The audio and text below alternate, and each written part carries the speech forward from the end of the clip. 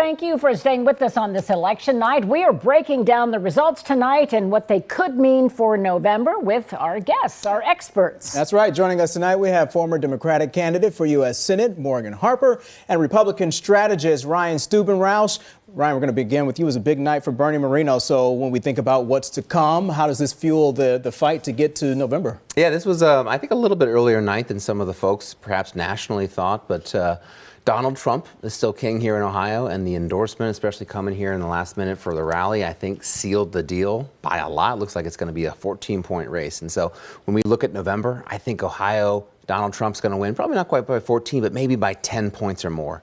And so that means anybody who's running down ballot, whether it's Sherrod Brown or anybody else with a D next to their name, is in for a world of hurt. And, you know, Morgan, you have to wonder about that. For Sherrod Brown, this might be the worst case scenario because now he's got, I mean, this is Trump country now.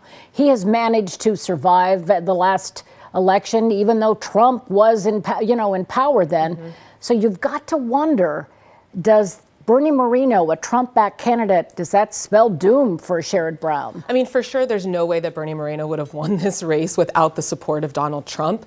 But I do think that we're going to see a distinction between the presidential race, which, you know, based on the margin that I don't know exactly if I agree with Ryan, but it seems unlikely that President Biden's going to be very competitive in Ohio. People are going to be looking at the Senate race on its own. And Sherrod Brown has a record of his own to stand on that has been about workers, that has been about prioritizing the needs of real Ohioans. Bernie Moreno, during this campaign and the primary, we see that he does not have a reputation for standing up for his own employees. He has questionable conduct online that we've only begun to scratch the surface of. And he's an out-of-touch guy that's just made a lot of money and decided that he can buy his way to a Senate race and follow the political winds of Donald Trump. Some might say those are good points on both sides, but do voters care? I think voters will care. I think voters will care because, again, yes, we have a lot of the national conversation that gets swept up in the Trump v. Biden and all of that. But Sherrod Brown has built a reputation on being about Ohio, and that ultimately is what is going to be able and necessary to carry him through successfully in this race. Let's talk about the amount of money that's going to be pouring into the state from both sides. There are Democrat PACs and Republican PACs already lined up. Bernie Moreno is a millionaire who, as we've seen, was willing to put money into just this primary race.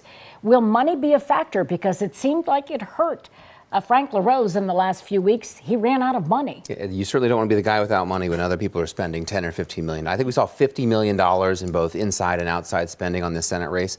I would not be shocked to see that maybe not quite double, but close, maybe $75, $100 million on this Senate race. It'll be one of the most expensive around here. So Matt Dolan invested $10 million of his own money, though, and it didn't help him tonight. That's true. Money can't buy you everything. And this, when it comes down to it, what's likely to happen in November is how popular is the incumbent president? And if it's still negative 14, does not bode well for Sherrod Brown. Let's talk about that race with the Franklin County prosecutor, especially on the Democratic side tonight. We saw Councilwoman Shayla Favor winning that seat. She will go head-to-head with John Rutan in November. Any surprises tonight? Well, this whole campaign was very interesting, the whole race, in that we had several Democratic candidates, all black. We now have elected our first black Franklin County Democratic prosecutor in a competitive race. The Democratic Party did not endorse in this race. And so to see Shayla Favor come through, not entirely a surprise in the sense that she was able to win, but just looking at the margin, I mean, it was a very close race, and we don't usually see that in Democratic primaries. She faced a lot of pushback because of her experience, or some may say lack thereof, especially when putting her head-to-head with Anthony Pearson. Absolutely. And I think her message of she wants to come to the prosecutor's race with change to increase transparency, that was very important in garnering the support from the grassroots community in Franklin County, which was certainly a key part of her victory here. But it also made people raise some questions. She just ran for council in the fall, and there were questions about whether the Democratic Party at City Hall was once again engineering the outcome that it wants. Yeah, Franklin County politics, especially on the Democrat side, is it's not what you know, it's who you know. And I will say, as someone who's worked as a prosecutor, the prosecuting attorney is not a job that you want to say, hey, I'm going to learn how to do this on the job. It is especially being Franklin County, the biggest county in the state, it's a very important position. I think we've seen some high-profile cases go south for Franklin County, and I don't know a lot about that race, but Anthony Pearson, as you pointed out, seemed to have the on-the-job experience already in his corner. So, yeah. Well, we thank both of you, experienced politician people, for being with us tonight.